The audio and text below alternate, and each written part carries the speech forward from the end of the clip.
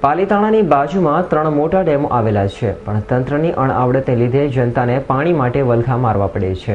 ત્યારે પાણીની પાઇપલાઇનમાં ભંગાણ પડતા જ પાણીમાં મરેલી અને જીવતી માછલીઓ નીકળતા લોકોમાં રોષ જોવા મળી રહ્યો છે।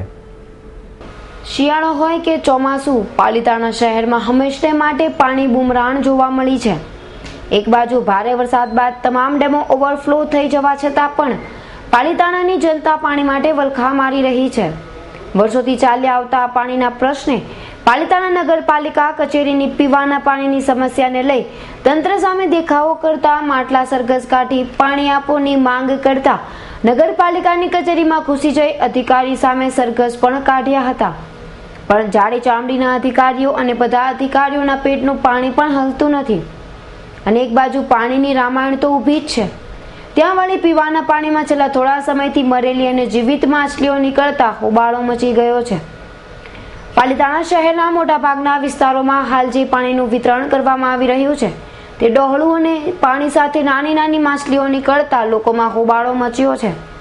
લોકો ઘરમાં જ નહીં પણ તંત્રની પોલ ખુદ તંત્રના ભ્રષ્ટ કામે જ ખોલી છે, કારણ કે પાલીતાણાના ભૈરવપરા વિસ્તારમાં હજુ થોડા સમય પહેલા જ નખાયેલી પાણીની લાઇનમાં ભંગાણ સર્જાતા તેમાંથી અસંખ્ય માછલીઓ નીકળતા આ પોલ ખુલ્લી હતી।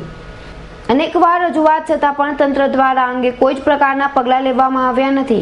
પાલીતાણા શહેરને પીવાના પાણી વિતરણ કરવા માટે 2 ફિલ્ટર પ્લાન આપેલા છે અને જો વ્યવસ્થિત ઉપયોગ કરવામાં આવે તો તે પૂરતા પણ છે, પણ આ બંને ફિલ્ટર પ્લાન્ટ શોભાના ગાંઠિયા સમાન બન્યા છે। ત્યારે તંત્ર શું પાણીજન્ય રોગચાળો ફાટી નીકળવાની રાહ જોઈને બેઠું છે? ત્યારે આ અંગે સ્થાનિકો અને વિપક્ષ દ્વારા પાણીની પાઇપલાઇનો નાખવાના કામમાં મોટા પાયે ભ્રષ્ટાચાર થયાનો આક્ષેપ કરવામાં આવી રહ્યો છે। નવી જ નખાયેલી પાણીની લાઇનમાં ભંગાણ સર્જાય તે તેનો બોલતો પુરાવો છે। એક બાજુ લોકો પીવાના પાણી માટે વલખા મારી રહ્યા છે, ત્યારે બીજી બાજુ ભ્રષ્ટ કામના કારણે પાણીની લાઇનોમાં વારંવાર ભંગાણ સર્જાવાના કારણે લાખો ગેલન પાણી વહી જાય છે। આટલું જ નહીં, આ પાણી સતત વહી જવાથી આજુબાજુમાં કાદવ કીચડના પણ થર જામ્યા છે। લોકો વાહન લઈને શું ચાલીને પણ જવું દુષ્કર બની ગયું છે। પાણી ભરાઈ રહેવાના કારણે મચ્છરનો ત્રાસ અને ડેન્ગ્યુ તથા મેલેરિયા જેવી બીમારીનો સતત ભય સ્થાનિકો ભોગવી રહ્યા છે। ત્યારે વોટર વર્ક્સના સમિતિના ચેરમેન જણાવી રહ્યા છે કે ભંગાણનું કામ કોન્ટ્રાક્ટર દ્વારા પૂરું કરવામાં નહીં આવે ત્યાં સુધી તેનું પેમેન્ટ અટકાવવું તેવો ઠરાવ કરી નાખ્યો છે। ભાઈ, ઠરાવ કરવાથી શું પાણીની લાઇનનું ભંગાણ રિપેર થઈ જશે? લાખો ગેલન વહી જતું પાણી અટકી જશે, લોકોને કાદવ કીચડમાંથી મુક્તિ મળશે। ત્યારે હવે પાલીતાણાની જનતા કોઈ નક્કર કામગીરી થાય તેવું ઈચ્છી રહી છે।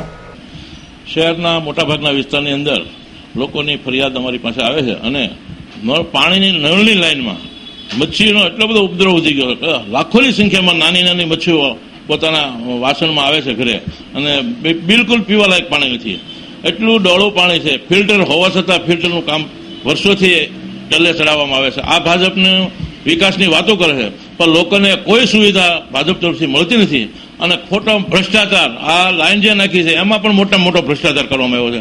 એમાં પણ નગરપાલિકાના સત્તાધીશો અને કોન્ટ્રાક્ટરોની મિલીભગત જાય એવું દેખાય છે અમને।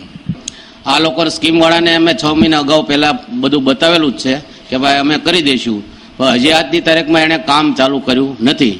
કયા કારણે નથી કર્યું મને નથી ખબર, પણ અમે એને આવી રીતે નોટિસ અમે 2 ફેરવી આપેલી છે।